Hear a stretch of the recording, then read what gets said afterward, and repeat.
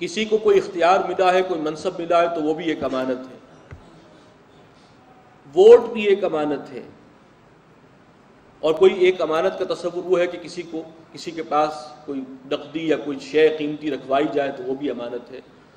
تو اللہ تعالیٰ نے حکم دیا کہ جو بھی امانتیں ہیں وہ حقدار کو لوٹائی جائیں،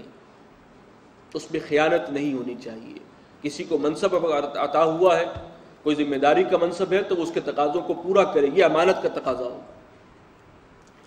وَإِذَا حَكَمْتُمْ بَيْنَ النَّاسِ، اور جب تم فیصلہ کرنے لگو لوگوں کے درمیان، أَن تَحْكُمُوا بِالْعَدْلِ، تو اللہ نے حکم دیا ہے کہ تم فیصلہ کیا کرو عدل و انصاف کے ساتھ۔ إِنَّ اللَّهَ نِعِمَّ مَا يَعِظُكُم بِهِ، اللہ تعالیٰ کتنی ہی عمدہ نصیحت کرتا ہے تمہیں۔ إِنَّ اللَّهَ كَانَ سَمِيعًا بَصِيرًا، اور یقیناً اللہ تعالیٰ سننے والا ہے، دیکھنے والا۔ یہ بھی ایک بہت اہم معاشرتی ویلیو ہے، سوشل ویلیو، کہ عدل و انصاف کیا جائے۔ کوئی بھی لوگ ہوں،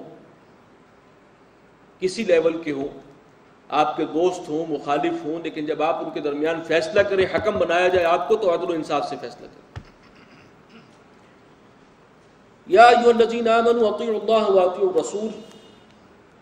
اہل ایمان اطاعت کرو اللہ کی اور اطاعت کرو رسول کی۔ وَأُولِي الْأَمْرِ مِنْكُمْ،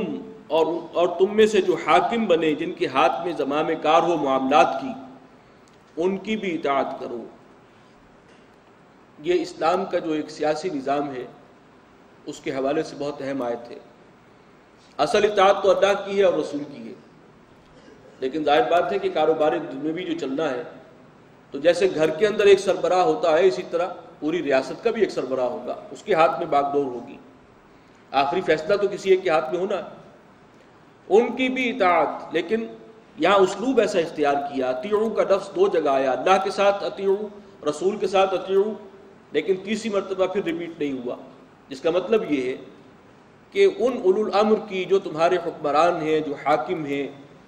ان کی اطاعت اللہ اور اس کے رسول کی اطاعت کے تابع ہوگی۔ اگر وہ کوئی ایسا حکم دیتے ہیں جو اللہ اور اس کے رسول کے حکم کے منافی ہو،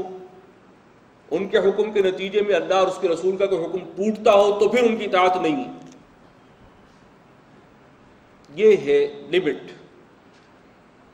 اور اگر اس پہ جھگڑا پیدا ہو جائے کہ جو حکم انہوں نے دیا تھا وہ اللہ اور اس کے رسول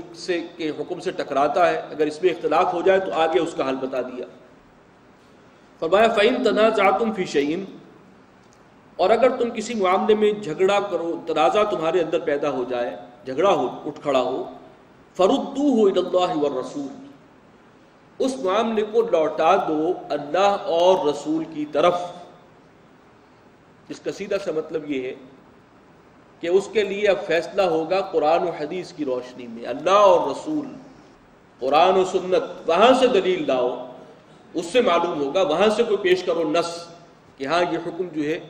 جو اس وقت دیا ہے سربراہ حکومت نے، یہ ان کے کسی حکم کے خلاف نہیں ہے، بلکہ اس اسلام کے اور شریعت کے دائرے کے اندر ہے، ثبوت وہاں سے لانا پڑے گا۔ یہ ہے اسلام کا سیاسی نظام۔ اولو الامر کی اطاعت ہے، اور واقعتاً اس میں اگر آپ سیاسی نظام کو دیکھیں تو اگرچہ اسلام نے بڑی وسعت دی ہے، لچک ہے، لیکن صدارتی نظام سے زیادہ قریب ہے جو نظام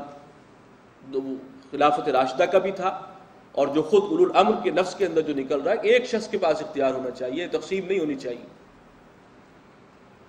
لیکن اس کی لمٹس ہیں۔ وہ پابند ہے اللہ اور اس کے رسول کے احکامات کا، اس کے دائرے کے اندر رہ کر جو بھی حکم دے گا ماننا پڑے گا، اور اس سے تجاوز کرے گا تو پھر کوئی اطاعت نہیں۔ اور ظاہر بات ہے کہ اس کا فیصلہ کون کرے گا کہ تجاوز ہو رہا ہے یا نہیں ہو رہا؟ اس دور میں جو بھی ایوولوشن ہوا ہے سوشل پروسیس کے اندر، تمدن کے اندر، اس میں جو ہے اب عدلیہ کا ایک ادارہ وجود میں آ چکا ہے، اور اس میں بھی لوگ اگر جج منصف بیٹھے ہوں، جیسے فرمایا اذا حکمتم بین الناس ان تحکموا بالعدل، جب بھی فیصلہ کرو تو عدل و انصاف سے کرو،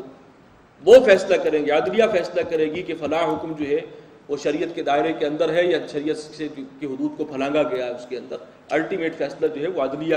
اس دور میں دے گی، یہ ادارے موجود ہیں۔ یہ ہے نظم جو اسلام نے دیا۔ فَإِن تَنَازَعْتُمْ فِي شَيْءٍ فَرُدُّوهُ إِلَى اللَّهِ وَالرَّسُولِ، تو اگر تمہیں کسی معاملے میں جھگڑ پڑو، اختلاف ہو جائے کہ یہ حکم شریعت سے متجاوز ہو گیا، فردوہ الی اللہ والرسول، تو لوٹا دو اسے اللہ اور رسول کی طرف، قرآن و سنت کی طرف۔ ان کنتم تؤمنون باللہ والیوم الآخر، اگر تم واقعی ایمان رکھتے ہو اللہ پر اور یوم آخر پر، ذالک خیر، یہی چیز بہتر ہے، واحسن تاویلا، اور انجام کار کے اعتبار سے بھی یہی طرز عمل عمدہ ہے۔ بارک اللہ لی ولکم فی القرآن العظیم ونفعنی وإیاکم بالآیات والذکر۔